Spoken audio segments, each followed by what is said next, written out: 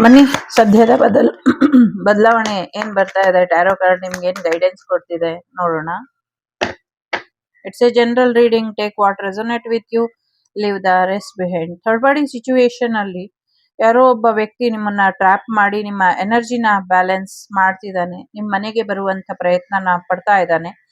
So ಅವನ ಕೈಯಿಂದ ನೀವು ತಪ್ಪಿಸ್ಕೊಂಡು ಹೋಗದೆ ಇರೋ ಹಾಗೆ ಪ್ರಯತ್ನನ ಪಡ್ತಿದ್ದಾನೆ. ಸೊ ಬಿಸ್ನೆಸ್ ವಿಚಾರವಾಗಿ ಆಗಿರಬಹುದು, ನಿಮ್ಮನ್ನ ಪಡ್ಕೊಳ್ಳುವಂತ ವಿಚಾರವಾಗಿ ಆಗಿರಬಹುದು. ಈ ಒಬ್ಬ ಪರ್ಸನ್ ಇಂದ ಸಾಕಷ್ಟು ಸಮಸ್ಯೆಗಳು ನಿಮ್ಮ ಜೀವನದಲ್ಲಿ ಆಲ್ರೆಡಿ ಆಗಿದೆ, ಕರೆಂಟ್ಲಿ ಕೂಡ ಆಗ್ತಾ ಇದೆ. ಸೊ ಅವನಿಂದ ಇನ್ ಮುಂದೆ ನಿಮ್ ಜೀವನದಲ್ಲಿ ಏನೇನ್ ತೊಂದರೆ ಇತ್ತು, ಏನೇನ್ ಬಂಧನ ಇತ್ತು, ಅದೆಲ್ಲವೂ ಕೂಡ ಬಿಡುಗಡೆ ಆಗ್ತಾ ಇದೆ ಅನ್ನುವಂಥದ್ದು ಇದೆ. ಆ ಒಂದು ಕಪಿಮುಷ್ಟಿಯಿಂದ ನೀವು ತಪ್ಪಿಸ್ಕೊಂಡು ಒಂದು ಒಳ್ಳೆ ಜೀವನದ ಕಡೆ ನೀವು ಮುಂದುವರಿತೀರಾ ಅನ್ನುವಂಥದ್ದು ಇದೆ. ಒಂದು ಸ್ಟಿಕ್ ಎನರ್ಜಿ, ಒಂದು ಸ್ಟಕ್ ಎನರ್ಜಿಯಿಂದ ನೀವು ಹೊರಗೆ ಬರ್ತೀರಾ. ಈ ಒಂದು ಕಪಿಮುಷ್ಟಿಲಿ ಈ 3 ಜನ ಏನು ಸೇರ್ಕೊಂಡು ಒಬ್ಬರು ಇಲ್ಲ ಆದ್ರೂ ಇನ್ನಿಬ್ಬರು ಸುರಕ್ಷಿತವಾಗಿ ತಮ್ಮ ತಮ್ಮ ಸ್ಥಾನಗಳಿಗೆ ತಲುಪ್ತಾರೆ ಅನ್ನುವಂಥದ್ದು ಕೂಡ ಇದೆ ಇಲ್ಲಿ. ಜೊತೆಗೆ ಮುಂದಿನ ದಿನಗಳಲ್ಲಿ ಅವರಿಗೆ ನಿಮ್ಮ ಅವಶ್ಯಕತೆ ಇಲ್ಲ ಅನ್ಕೊಂಡು ಅವರು ನಿಮ್ಮನ್ನ ಬಿಟ್ಟಾಕ್ತಾರೆ. ಮುಂದಿನ ದಿನಗಳಲ್ಲಿ ಒಳ್ಳೆಯ ಒಂದು ನಿಮ್ಗೆ ಅನ್ಸಿತ್ತಲ್ವಾ ಇದೊಂದು ಭ್ರಮೆಯ ಲೋಕ ಅಂತ, ಆ ಭ್ರಮೆಯಿಂದ ಹೊರಗೆ ಬಂದು ಒಂದು ವಾಸ್ತವದ ಕಡೆ ನಡೀತೀರಾ ಅನ್ನುವಂಥದ್ದು ಇದೆ.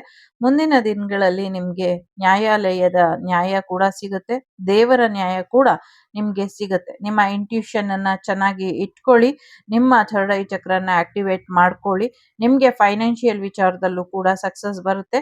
ನಿಮ್ಮನ್ನ ಕೇರ್ ಮಾಡುವಂತ ಪರ್ಸನ್ ಕೂಡ ನಿಮ್ಮ ಲೈಫಿಗೆ ಮುಂದಿನ ದಿನಗಳಲ್ಲಿ ಬರ್ತಾರೆ.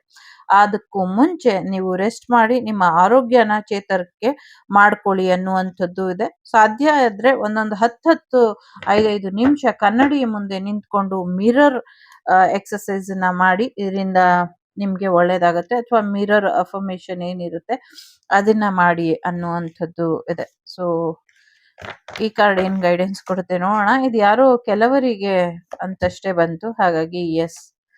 ಸೊ ಜಾಸ್ತಿ ಯೋಚನೆ ಮಾಡಿ ನಿರ್ಧಾರ ತಗೊಳ್ಬೇಕಾಗಿರುವಂತ ಅಗತ್ಯ ಇದೆ ಅನ್ನುವಂಥದ್ದು ಇದೆ ಇಲ್ಲಿ. ಸೊ ಎಲ್ಲೋ ಒಂದ್ ಕಡೆ ಒಂದು ಸ್ಪಿರಿಚುವಲ್ ಪಾತ್ ಅಲ್ಲಿ ಮುಂದುವರಿಬೇಕಾದ್ರೆ ಸಾಕಷ್ಟು ಖಾಲಿತನ ಕಾಣಿಸುತ್ತೆ. ಸೊ ನಿಮ್ಮ ಹೃದಯ ಮಂದಿರದಲ್ಲಿ ಎಲ್ಲಾನು ಖಾಲಿ ಮಾಡ್ಕೊಂಡು ಮತ್ತೆ ಹೊಸದಾಗಿ ಶುರು ಮಾಡಿ ಅನ್ನುವಂಥದ್ದು ಕೂಡ ಇದೆ.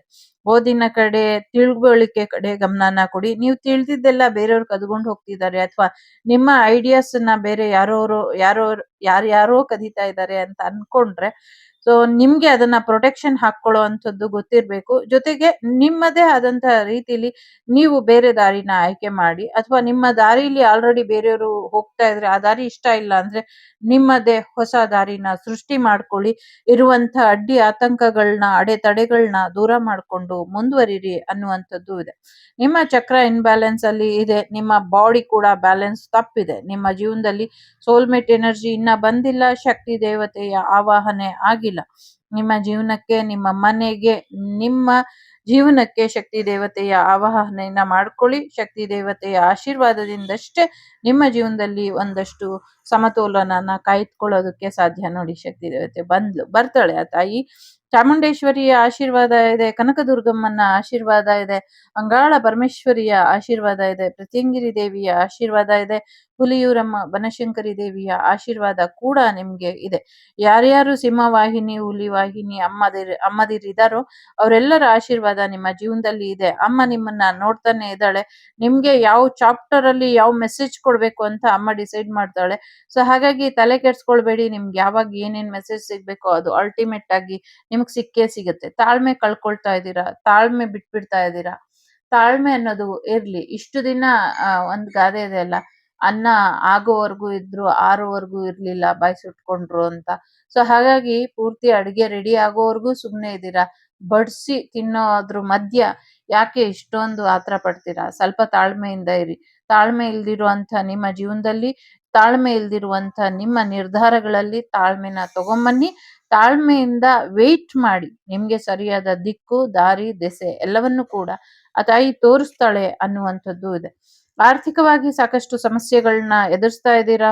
ಸಾಕಷ್ಟು ಸುಳ್ಳುಗಳ ನಡುವೆ ನಿಮ್ಮ ಆರ್ಥಿಕ ಪರಿಸ್ಥಿತಿ ದುರ್ಬಲಗೊಂಡಿದೆ, ನಿಮ್ಮ ಒಂದಷ್ಟು ಕಳ್ಳತನಗಳು ಆಗಿರಬಹುದು ನಿಮ್ಮ ಮನೆಯಲ್ಲಿ, ನಿಮ್ಮ ನಿಧಿಗಳು ಕೂಡ ಕಳ್ಳತನ ಆಗಿರಬಹುದು, ನಿಮ್ಮ ಮನೆಯನ್ನ ಖಾಲಿ ಮಾಡಿದ್ದಾರೆ, ನಿಮ್ಮ ದೈವ ಮಂದಿರನ ಖಾಲಿ ಮಾಡಿದ್ದಾರೆ, ಸಾಕಷ್ಟು ಸುಳ್ಳುಗಳನ್ನ ನುಡಿತಾ ಇದ್ದಾರೆ. ಇಂಥವ್ರ ಬಗ್ಗೆ ಒಂಚೂರು ಎಚ್ಚರಿಕೆಯನ್ನ ವಹಿಸಿ ಅನ್ನುವಂಥದ್ದು ಕೂಡ ಇದೆ. ಸೊ ಈ ಫೈನಾನ್ಷಿಯಲಿ ಯಾಕೆ ಇಷ್ಟೊಂದು ಲಾಸ್ ಮಾಡಿದ್ರು? ಓಕೆ, ಏಂಜಲ್ ಆಫ್ ಲವ್, ನಿಮ್ಮ ಪ್ರೀತಿಯಿಂದ ಇದೆಲ್ಲವೂ ಕೂಡ ಖಾಲಿ ಆಗಿದೆ ಅನ್ನುವಂಥದ್ದು ಇದೆ. ಇದನ್ನ ಖಾಲಿ ಮಾಡಿರೋರು, ನಿಮ್ಮ ದುಡ್ಡನ್ನ ತಗೊಂಡಿರೋರು, ನಿಮ್ಮ ಮನೆ ಅಥವಾ ನಿಮ್ಮ ಮನಸ್ಸು, ನಿಮ್ಮ ಆಸ್ತಿನ ಖಾಲಿ ಮಾಡಿರೋರು ನಿಮ್ಮ ಹೃದಯಕ್ಕೆ ಹತ್ತಿರವಾಗಿರೋರೆ ಇದ್ದಾರೆ. ಅಥವಾ ಇದು ಒಂದು ನಿಧಿಯ ವಿಚಾರ ಆಗಿದ್ರು ಕೂಡ ಅವರು ನಿಮ್ಮ ಪ್ರೀತಿ ಪಾತ್ರರೇ ಆಗಿದ್ದಾರೆ, ಅವರೇ ಖಾಲಿ ಮಾಡಿದ್ದಾರೆ ಅನ್ನುವಂಥದ್ದು ಇದೆ. ಸುಳ್ಳು ಹೇಳಿ ಇದ್ ಮಾಡಿದ್ದಾರೆ ಅನ್ನುವಂಥದ್ದು. ಬಟ್ ನೀವೇನು ತಲೆ ಕೆಡ್ಸ್ಕೊಳ್ಬೇಡಿ. ಅದು ಯಾರಿಗೆ ತಲುಪಬೇಕು, ಹೇಗೆ ತಲುಪಬೇಕು, ಎಲ್ಲಿಗೆ ತಲುಪಬೇಕು, ಇದನ್ನ ಯೂನಿವರ್ಸಲ್ ನಿರ್ಧಾರ ಮಾಡುತ್ತೆ. ಅಕ್ಟೋಬರ್ ಡಿಸೆಂಬರ್ ಹೊತ್ತಿಗೆ ಇದೆಲ್ಲದಕ್ಕೂ ಒಂದು ಪೂರ್ಣ ವಿರಾಮ ಬೀಳುತ್ತೆ ಅನ್ನುವಂಥದ್ದು ಇದೆ.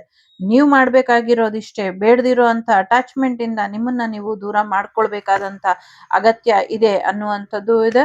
ಸೊ ದುಡ್ಡಿಗೋಸ್ಕರ ದುನಿಯಾ ಇದೆ, ಅದು ಗೊತ್ತು, ಆದ್ರೆ ಪ್ರೀತಿಗೋಸ್ಕರನೂ ದುನಿಯಾ ಇದೆ. ಸೊ ಪ್ರೀತಿನ ದುಡ್ಡ ಅನ್ನುವಂಥ ಒಂದು ಮಿಸ್ ಮ್ಯಾಚ್ ಕನ್ವರ್ಸೇಷನ್ ಅಲ್ಲಿ ನೀವು ಏನನ್ನ ಆಯ್ಕೆ ಮಾಡ್ಕೊಳ್ತೀರಾ, ಯಾವ ಡಿಸಿಷನ್ ನ ತಗೊಳ್ತೀರಾ, ಇದು ತುಂಬಾ ಇಂಪಾರ್ಟೆಂಟ್ ಇದೆ. ಇದ್ರ ಕಡೆ ಗಮನ ಕೊಟ್ಟಾಗ ನೀವು ಪ್ರೀತಿನ ಆಯ್ಕೆ ಮಾಡ್ಕೊಳ್ತೀರಾ. ಪ್ರೀತಿನ ಆಯ್ಕೆ ಮಾಡ್ಕೊಂಡ ಮೇಲೆ ನಿಮ್ಗೆ ಎಲ್ಲವೂ ಕೂಡ ಬ್ಯಾಲೆನ್ಸಿಗೆ ಬರುತ್ತೆ ಅನ್ನುವಂಥದ್ದು ಇದೆ. ಆ ಬ್ಯಾಲೆನ್ಸಿಂಗ್ ಎನರ್ಜಿ ನಿಮ್ಮ ಜೀವನಕ್ಕೆ ಸಾಕಷ್ಟು ಬದಲಾವಣೆನ ತಂದ್ಕೊಡುತ್ತೆ. ಒಂದು ಹೊಸ ನೊಂದ ಹೃದಯಕ್ಕೆ ಸಾಂತ್ವನದ ಬೆಳಕಾಗಿ ಅದು ನಿಲ್ಲುತ್ತೆ ಅನ್ನುವಂಥದ್ದು ಕೂಡ ಇದೆ. ಸೊ ಪ್ರೀತಿನ ಆಯ್ಕೆ ಮಾಡ್ಕೊಂಡಂತ ಕೆಲವೇ ದಿನಗಳಲ್ಲಿ ನಿಮ್ಗೆ ಫೈನಾನ್ಷಿಯಲಿ ಕೂಡ ಸಪೋರ್ಟಿಂಗ್ ಸಿಗುತ್ತೆ. ನೀವೇನು ತಲೆ ಕೆಡ್ಸ್ಕೊಳ್ಬೇಡಿ. ನಿಮ್ಮ ಸಮಸ್ಯೆಗಳೆಲ್ಲವೂ ಕೂಡ ಅಂತ್ಯ ಆಗಿದೆ. ದ ವರ್ಡ್ ಇನ್ನ 36 ಗಂಟೆ ಇರ್ಬೋದು ಅಥವಾ 29 ದಿನಗಳಿರ್ಬೋದು, ನಿಮ್ಮೆಲ್ಲ ಸಮಸ್ಯೆಗಳಿಗೂ ಅಂತಿಮ ಇತಿಶ್ರೀ ಹಾಡ್ತೀರಾ ಅನ್ನುವಂಥದ್ದು ಇದೆ. ಮೇಜರ್ ಪಾಸ್ಟ್ ಲೈಫ್ ಶತ್ರುಗಳು ಏನಿದ್ರು ಅವರೆಲ್ಲರೂ ಎಂಡ್ ಆಗಿ ಹೊಸ ಪ್ರೀತಿ, ಹೊಸ ಜೀವನ ನಿಮ್ದಾಗತ್ತೆ ಅನ್ನುವಂಥದ್ದು ಇದೆ. ಇದು ಆ ತಾಯಿ ಲಕ್ಷ್ಮೀ ದೇವಿ ಕೊಟ್ಟಂತ ವಾಗ್ದಾನ ನಿಮ್ಗೆ ಅನ್ನುವಂಥದ್ದು ಕೂಡ ಇದೆ. ಸೊ ಸರಸ್ವತಿ ದೇವಿಯ ಆಶೀರ್ವಾದ ನಿಮ್ಮ ಮೇಲೆ ಯಾವಾಗ್ಲೂ ಇರ್ಲಿ ಅಂತ ಆಶಿಸ್ತೀನಿ. ಯಾಕೆಂದ್ರೆ ಜ್ಞಾನದಾತೆ, ಸರಿಯಾದ ದಾರಿಲಿ ನಡಿಲಿಕ್ಕೆ ನಮ್ಗೆ ಅವಕಾಶನ ಮಾಡಿಕೊಡ್ತಾಳೆ, ಸರಿಯಾದ ಚಿಂತನೆಗಳನ್ನ ಮಾಡೋದಕ್ಕೆ ಅವಕಾಶನ ಮಾಡಿಕೊಡ್ತಾಳೆ. ಸೊ ಹಾಗಾಗಿ ನಿಮ್ಮ ಒಳ್ಳೆಯ ಆಲೋಚನೆಗಳು ನಿಮ್ಮ ಜೀವನಕ್ಕೆ ಸಾಕಷ್ಟು ಶಕ್ತಿಯುತವಾದ ಆರ್ಥಿಕ ಪರಿಸ್ಥಿತಿನ ತಂದ್ಕೊಡುತ್ತೆ. ಸೊ ಹಾಗಾಗಿ ಒಳ್ಳೆ ರೀತಿಯಲ್ಲಿ ಯೋಚನೆ ಮಾಡಿ. ಗುರುಭ್ಯೋ ನಮಃ. ಸಾಕಷ್ಟು ಬದಲಾವಣೆನ ನೀವು ನೋಡ್ತೀರಾ ಇನ್ ಮುಂದೆ ಪಾಸಿಟಿವ್ ಆಗಿ ಅನ್ನುವಂಥದ್ದು ಇದೆ. ಕರ್ಮಣೆ ವಾಧಿಕಾರಸ್ಯ ಮಾ ಫಲೇಷು ಸರ್ವದಾ ಅನ್ನೋದು ಎಷ್ಟು ಸತ್ಯನೋ, ಬೇರೆಯವ್ರು ಮಾಡಿರೋ ಕರ್ಮನ ನಾವು ಅನುಭವಿಸ್ತಾ ಇದ್ರೆ ಅದಕ್ಕೆ ಅವರಿಗೆ ರಿಟರ್ನ್ ಬ್ಯಾಕ್ ನೋಡ್ಕೊಳ್ಳೋ ಹಾಗೆ ಕೊಡೋದು ಕೂಡ ಕರ್ಮಣೆ ವಾಧಿಕಾರಸ್ಯ ಮಾ ಫಲೇಷು ಸರ್ವದಾ ಅನ್ನೋ ಲೆಕ್ಕದಲ್ಲೇ ಬರುತ್ತೆ. ಅದ್ರ ಬಗ್ಗೆ ನೀವು ತಲೆ ಕೆಡ್ಸ್ಕೊಳ್ಬೇಡಿ. ಯಾರ್ಯಾರು ನಿಮ್ಮನ್ನ ಈ ಪರಿಸ್ಥಿತಿಗೆ ತಂದಿಟ್ಟಿದಾರೋ ಆ ಪರಿಸ್ಥಿತಿಗೆ ಅವ್ರನ್ನ ಕಳ್ಸೋದು ಅವರ ಕರ್ಮನೇ ಆಗಿದೆ.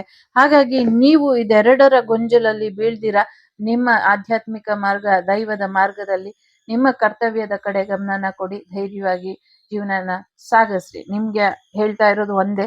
ಸೊ ಯಾವುದೇ ಕಾರಣಕ್ಕೂ ತಾಳ್ಮೆನ ಕಳ್ಕೊಳ್ಬೇಡಿ, ತಾಳ್ಮೆಯಿಂದ ಇರಿ ಅನ್ನುವಂಥದ್ದು ಜೊತೆಗೆ ಒಂದಷ್ಟು ಆರೋಗ್ಯದ ಕಡೆ ಗಮನನ ಕೊಡಿ ಅನ್ನುವಂಥದ್ದು. ಸೊ ಮಿರಾಕಲ್ ಮೈಂಡ್ ಆ್ಯಪ್ ಏನಿದೆ ಅದನ್ನ ಡೌನ್ಲೋಡ್ ಮಾಡ್ಕೊಳ್ಳಿ. ಅದರಲ್ಲಿ ಜಸ್ಟ್ ಹೀಗೆ ಕೈ ಇಟ್ಕೊಂಡು ಕುತ್ಕೊಂಡು ಮೆಡಿಟೇಷನ್ ಮಾಡಿ ಎಲ್ಲ ಕಂಟ್ರೋಲಿಗೆ ಬರುತ್ತೆ ನಿಮ್ಮ ಬಾಡಿ. ಸೊ ಜೀವನ ಅದ್ಭುತವಾಗಿದೆ. ಮುಂದಿನ ದಿನಗಳು ಚೆನ್ನಾಗಿ ಜೀವಿಸೋಣ. ಇರೋಷ್ಟು ದಿನ ಸುಖ, ಶಾಂತಿ, ನೆಮ್ಮದಿಯಿಂದ ನಗ್ನಗ್ತಾ ಬದುಕೋಣ. ಲೋಕ ಸಮಸ್ತ ಸುಖಿನೋ ಭವಂತು, ಸಮಸ್ತ ಸನ್ಮಂಗಳಾನಿ ಭವಂತು, ಧರ್ಮೋ ರಕ್ಷತಿ ರಕ್ಷಿತಃ. ಎಲ್ಲರಿಗೂ ಒಳ್ಳೇದಾಗ್ಲಿ. ಕಾಲಭೈರವರ ಆಶೀರ್ವಾದ ಇದೆ. ಸೊ ಕಾಶಿ ಭೈರವಾದೀಶ್ವರರ ಆಶೀರ್ವಾದ ಇದೆ. ತಲೆಗೆಡ್ಸ್ಕೊಳ್ಬೇಡಿ, ಧೈರ್ಯವಾಗಿರಿ, ಎಲ್ರಿಗೂ ಒಳ್ಳೇದಾಗತ್ತೆ.